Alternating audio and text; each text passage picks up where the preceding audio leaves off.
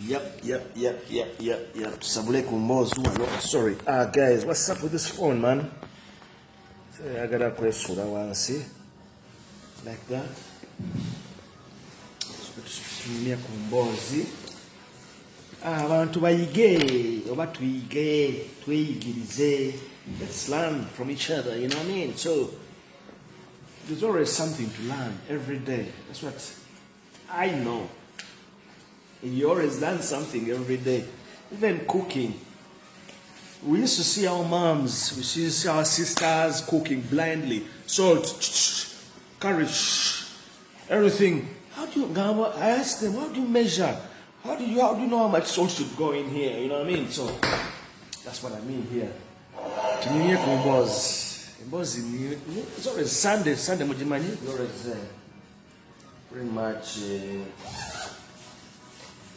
go back in the past. Go back way back in time.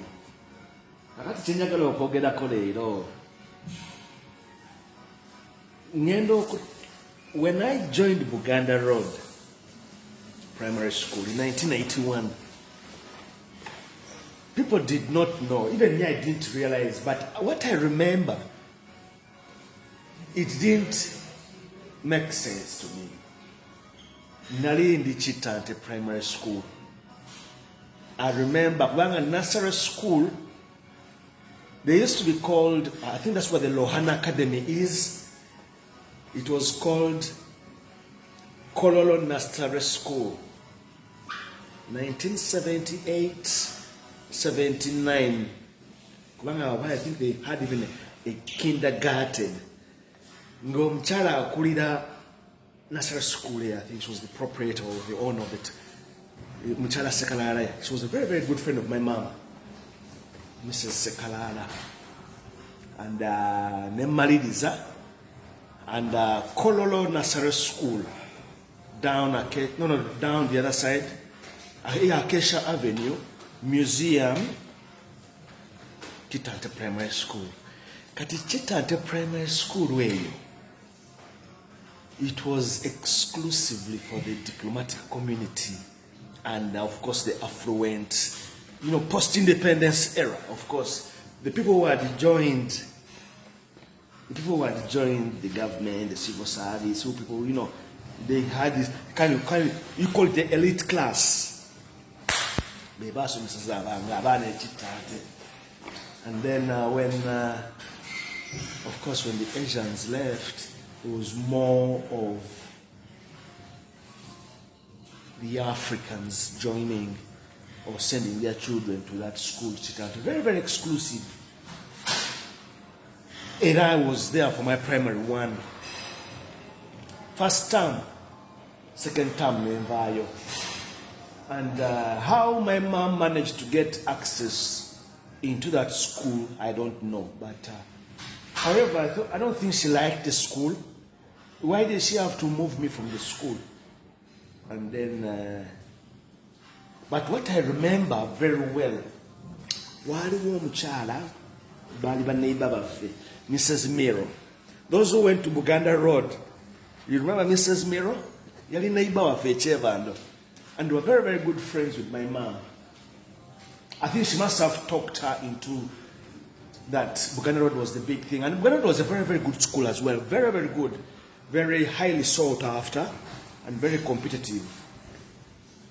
Having been, of course, Norman Godino School. And then this shift in, where everything was and how things were being done at the time. So Akati, echo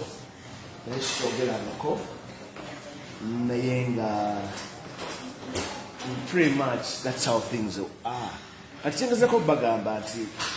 While at Buganda Road, those who knew us, those who knew me, I had very many childhood friends. And Teri Mwana yasomeranga Buganda Road yali from nowhere. You had to be somebody. You had to be a somebody. There were schools. I had to Nakasero Primary School, Buganda Road Primary School, Shimon Demonstration School. Battle Valley, yes. Battle Valley, yes. Battle Valley, yes. I'm not saying Battle Valley wasn't in the league. It was in the league. But Nagamba, the Ivy League of schools, sought after primary schools. You're going to enter the traditional schools. The traditional schools being, of course, religious based. Catholic schools, Muslim schools, Chibuli, whatever, Smart, Namiliango, you know. That is what I remember. I can be corrected here and there. Kakati, my own direction was dictated mainly by my mom. She always made all the decisions for me. She made sure that she saw all the teachers. The sense of direction. I have to be the top student in the class. Sports day, no kuduka. Everything. I was always everywhere in primary, everywhere. And nechiva ingrained in me chenzi jukiro bulungi. Chenzi jukiro bulungi nsolo bagamba. Nze nakulanga nchiwulira. I come back to that all the time, you know. So nga banga nti lumu olusomera keweru nti degree yo gisomera eweru. That is, I think, was more like influencing me. And nzejukira bulungi mu 82 83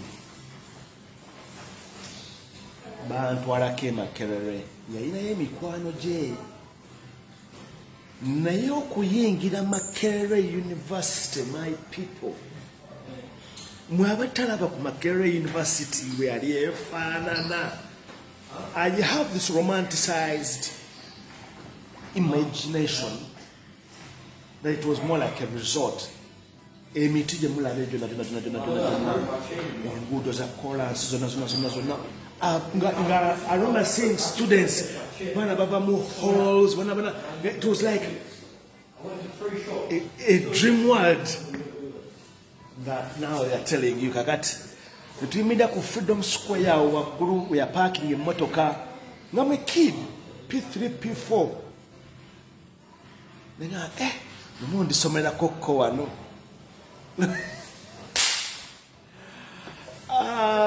Man, I tell you. But that was overruled later on when we were always at home. Because what I remember, then nti gwe bw'otosoma bulungi tojja kusomera London. Kati when I finished P7, already the job forms were filled in. Mujjukira job forms zetwajuzangamu ne pen, pencil, Standler, whatever pencils we used to use. Then they were telling us the computer reads them and then does the choices and all that. So my first choice was SMAC, St. Mary's College. I had to go. SMAC was the must-go school. Then Budo, then Namiriango. Muire was always in the backyard, was always the backdrop. Very, very sought after, but it's in the backdrop. Because it didn't have this religious thing. Kati wenjitegera waliwo yakinyinyo n'obulungi ennyo. Victor actually, let me tell you, there was always this gymnastics in the choices of schools. And that's how they were dictated way back from many years ago. So, unbeknown to me, despite getting 4 points, four, aggregate 4, smash, English 1, mathematics 1, geography, SST 1, and then science 1. So, to get no envelope, Buganda Road P7 vacation, but school choices, because you got the school choices all made up by the Ministry of Education, Ongom, whatever is it. Secretary of UNEB Ongom. There was no anything about it. You just went to the school you were given. And then I went to Musoga College Mwiri. And she's the one who took me. My mom, Yantwala. She took me to, on the very first day. That's why I told you in the story of Mwiri, there was something unusual. Until our first choice students, we were received at Main Street. Remember, at Main Street, school truck. Yeyatuleeta Mwiri ne bagamba abazadde abayagala okuberekera abaana bajje on their own. Ate bwe tutuuka ku careers office, whatever, deputy registering, then we find other parents as well. Kakati tumanya nti 1B, 1M, 1Y, different streams. So 1B were the students who were chosen by UNEB selection, Fajila on merit. 1B. That is how. And then she never came back to Mwiri. And then, of course, the fracas of the suspension, which meant that I wasn't coming back to do my A-levels in Mwiri. I've made noise about going to Makerere High. And that led to another exodus. Most of the people who were in my class together Makerere High, Makerere High, whatever, things like that. It was Sangayo. I didn't say so things were beginning to change. So you are going to ask me what had happened to the Makerere dream. I think distance and time change with so many things. Coach Andala. And when things begin to change, you have got to accept reality. So the onus was on me now. The onus. My mom's dream was on me. At later on, 2001,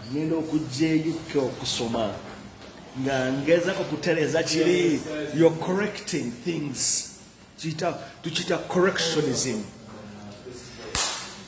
You guys, you messed up. You gotta fix this. And that's the next generation. Kati, the picture I have nga ntambulanga nyingira mu graduation room, Middlesex University. I was alone. Naye mu 2004 era nalinze car. Kyekindeta mu buli mwambuuza nti gwaki wajja e London? Wali mugagga wali otubye. You know, twakwegombanga twalaba kimu kyokola, you made it very. But then I had this unfulfilled baggage. Okay, kakati today ku Buganda Road, briefly. Kakati nve Chittante primary school. Era ba obi banga abamu ab'emwiri benasangayo like the John Mwanda yasomera Chittante. I know a couple of other people obis ababe Chittante. Naye bali banzijeyo anasomayo tamu emu. Then they take me to Buganda Road. So all the teachers in Buganda Road, from primary 1 to primary 7, knew my mom.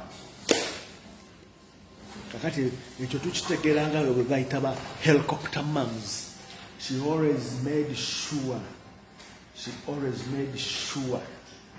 I was on top of the game. And that would explain many things later on. That I was not only a firstborn child, everybody knows it, but then the honors, the burden can be transferred. Chiringa mufuzi nagamba nti kakati oba kufuuka muntu nti yali nsikira kuva mwana ngali muto bamugamba nti golisikira kitaawo. That is a very big burden to carry, I'm telling you, especially if it's a big family. It can weigh down on you. So you are expected to live up to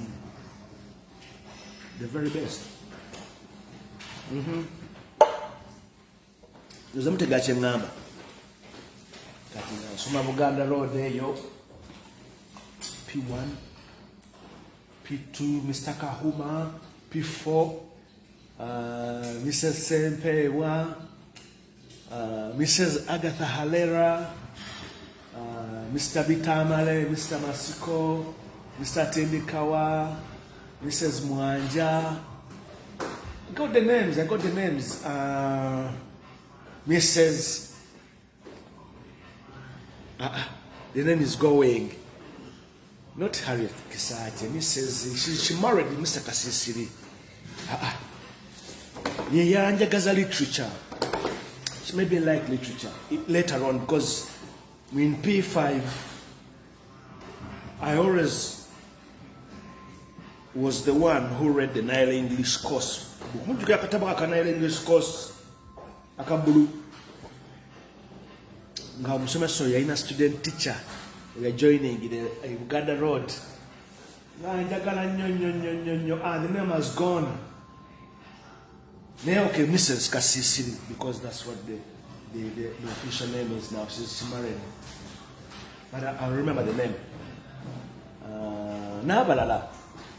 So the testing ground was my primary years, 86 to 87.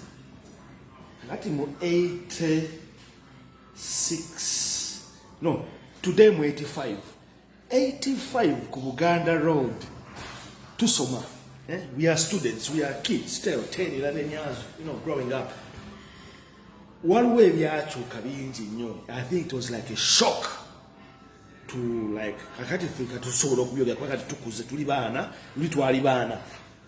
half of the class never came back. Never disappearing. The government in 85 there was a coup. So a lot of students didn't come back. That explains the reason why they had to mix us. One of the backward streams, we had been 1B, 2B, 3B, 4B, 4C, 4D. You know, I got it, P5, then they mixed us. That's 85, 86, 87. They were to mixing, I think, to make short of the numbers. But I want to try the Mobbalaba. So when it came in 86, the new government came. Things were beginning to change, of course. And once, of course, everything has changed, it goes the direction of what things are going to be in place. You went again the UK. Did you expect to come back?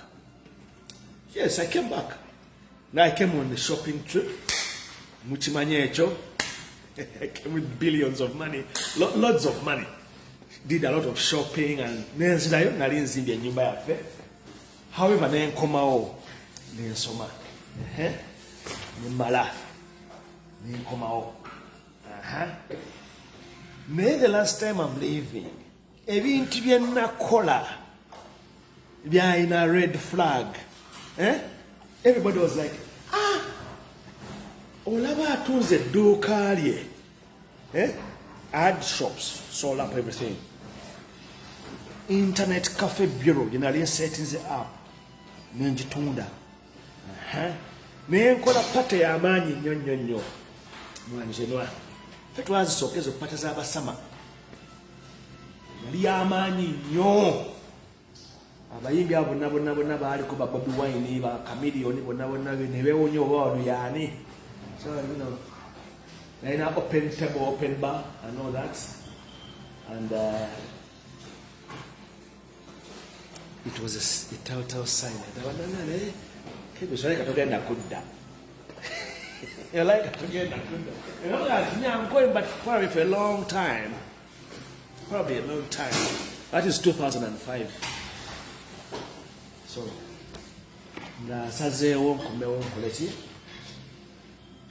nsettlinge wano otandika obulamu So you begin to come of age. I was in my mid-20s. If you follow the stories I'm writing about, of course, there are storylines. My name is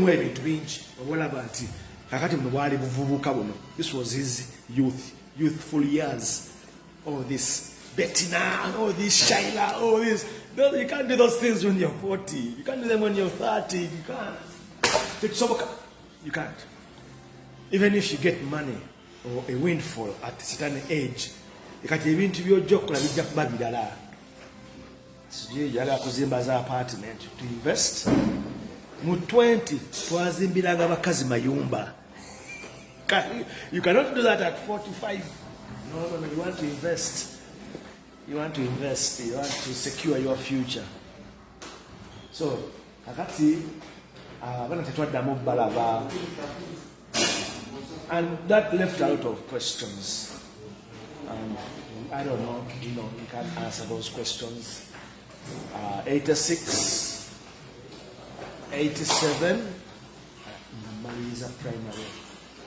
The story of Buganda Road Primary School is more like a launching pad to what would be the next stage. Kakati today when ndaba omuzadde nga akutte omwana namutwala mu private school, abaana basoma nabo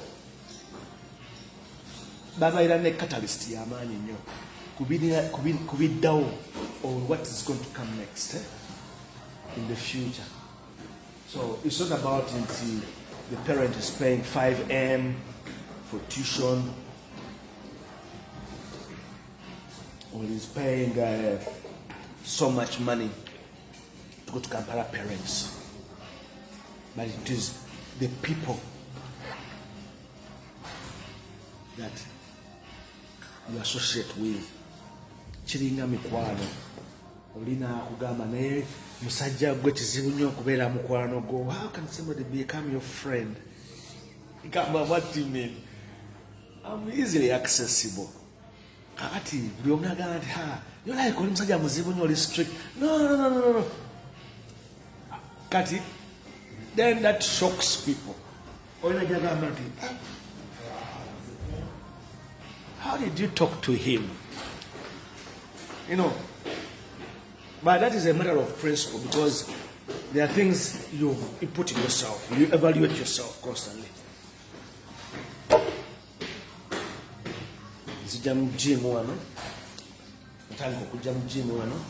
Management, the top.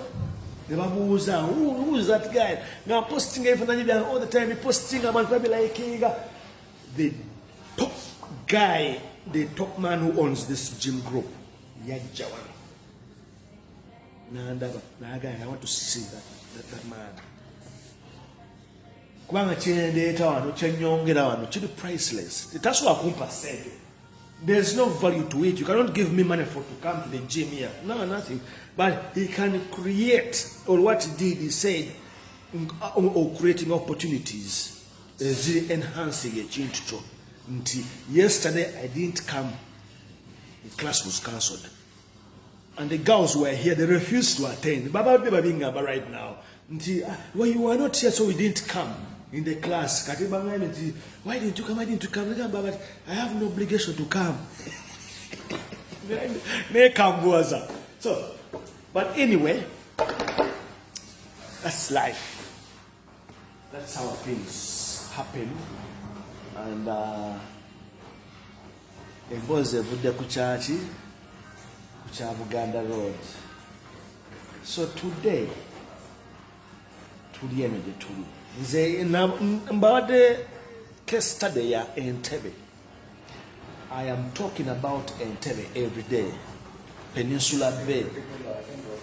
That's a vision 2030, and it's going to happen.